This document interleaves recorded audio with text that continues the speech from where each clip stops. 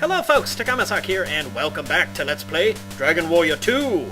I made it back here off screen, and I'm doing very well compared to how I was doing. But, you can see I'm down a little MP. I do have the Wizard's Ring, but I'm not going to use it. I'm going to assume that you guys don't have one, and this is much more realistic in that regard. So, let us talk to this guy. Who is the Great Hargon? As you didn't expect that. No, I have no idea who you are. Never heard of you! Nice poncho, dude. And he's got a smiling bat on his, Orfeo doesn't really have much to do, so he'll be Actually, let's go with this route. Let's try stopspell on him. It can work, but it's very much a double-edged sword in the battle with Hargon. As you can see, he casts healall, which we really don't want him to do. And he can cast explodet, which is actually easy to deal with. But the problem with it is that leaves him with 2 attacks, so he's pretty much got a 50-50 chance of either Sweet Breath or doing a double physical attack, which will do between 70 and 100 damage, typically. And it seems like he's about 50-50 against fire attacks, so you can do Explodet. I suppose I could do a Fire Bane, seeming how Orfeo really has nothing else to do. Alright. But the main reason I prefer to do it this way is simply because he's not casting Heal All, and we really don't want the battle to drag out that long. Sure, we'll give him a heal, and might as well try one more Exploded. Should be pretty close to dead. He's got about 250 HP, so... Nope, still alive. Well, just go for it. If you die, I'm sure Orfeo can just heal you after the battle. Nuts. It is up to Orfeo with his friends asleep. Or not. I can see the issue with it. Yeah, back to where we were 2 turns ago. Right, Rufus isn't asleep. Get him? Hooray! We've defeated Hargon! Relatively easily enough. Yes, and now peace has been restored to the world. Or... Huh. What are you talking about? Malroth? Oh, I'm sure he's talking about the 3rd game. Now let's just get out of here. Or not. Is there anything under him? We found the Staff of Justice. No. Let's get out of here. Oh god. The Moonbrooke flashback! It's back! Oh god! No, not at all. But we're ambushed by Malroth. We've seen him before. He had the statues in the Tower of the Moon over there. Huh. Well, Orfeo, for lack of anything else to do, he's gonna cast Increase. And you really want the Princess of Moonbrooke to cast Decrease on him. It is absolutely crucial for him to be doing so, or her to be doing so. Yeah, Orfeo's gonna pretty much spend the entire battle healing himself. And... yeah, let's do a preemptive healing again. And I believe you want to get him with 3 defense spells. He's semi-resistant to it, so if it doesn't work every time, don't worry about it. Ow. Yeah, he's got a really nasty Flame Breath attack, which as you can see does even more damage than Explodet if we didn't have any resistance to it, so... No! Oh, and Orfeo dies. Once again, Orfeo is bleeding on the ground. He really doesn't have much use this battle. I mean, I wish he was more useful, but he's just not. He's mostly there for bait. And we missed that time. But we've defeated Malroth anyway. And once again, Orfeo misses out on everything. Great.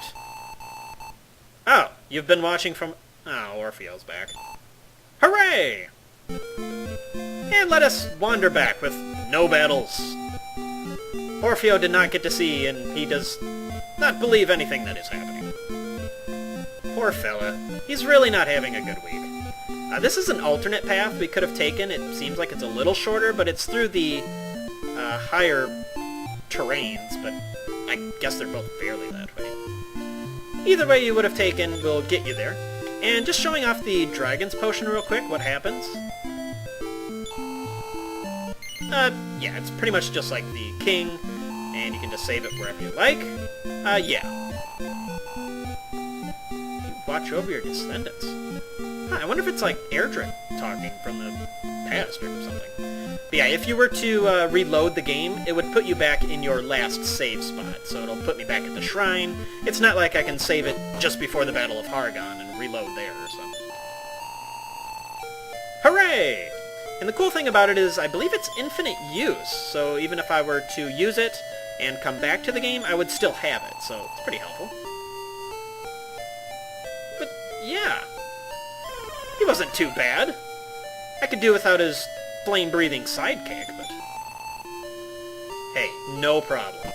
Oops, I don't want to go down here. Well, the Cave to Roan should be much easier at this point. Oh, goody. Let's give the open spell some use. Why not? But the spell has failed. All the different sprites say something.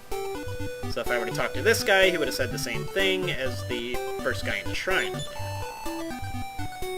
Absolutely. And hey, there's a blue guy down here. Hey, come here. No, absolutely not. And I'm sure we'll never see either one of those guys ever again. Hey, thanks. Moving on. Let us get out of here. Now I can sail back, or I can show this other route, which people can take if they so choose. Much earlier in the game. I could have walked here to get to Baran earlier in the game. And yes, I know I keep switching the pronunciations of the town because I don't know which one to call it. Both, I suppose. But yeah, I don't like to come through here on early levels just because it's very easy to get jigged and destroyed. Absolutely. Yeah, and it just leads us to this area, and we have all the travel doors, which we can get around fairly quickly. That's not the one I want. Nobody wants to go back to Tantum. Is this the one? I don't remember. As you can see, I don't use these very often. Where does this put us? No, this isn't it either. Trust me, folks. I know where I'm going. This is more complicated than the Cave to Roan, apparently. Alright, let's get out of the Fire Shrine. It was the left one all along, wasn't it? Let us hop in here. Yeah, I think this is the one I wanted. See, I knew where I was going. You didn't know, but I knew. But we are going to walk all the way back to Midenhall with a 0 encounter rate. Remember when we had to fight slimes? And big slugs! Very big slugs. And for some reason the poisonous marsh is no longer poisonous. How about that? Huh. Well, it would have been cool if there was like a random enemy you could meet up with out here for like a super boss or something. I think we've already fought this... Oh no. I think we've already fought the super boss. Where is everybody? Huh. I quit. Where are you guys going? Thanks. Oh, that's what I'm supposed to do. Absolutely! No. No. But thou must! Otherwise there will be no Dragon Warrior 3!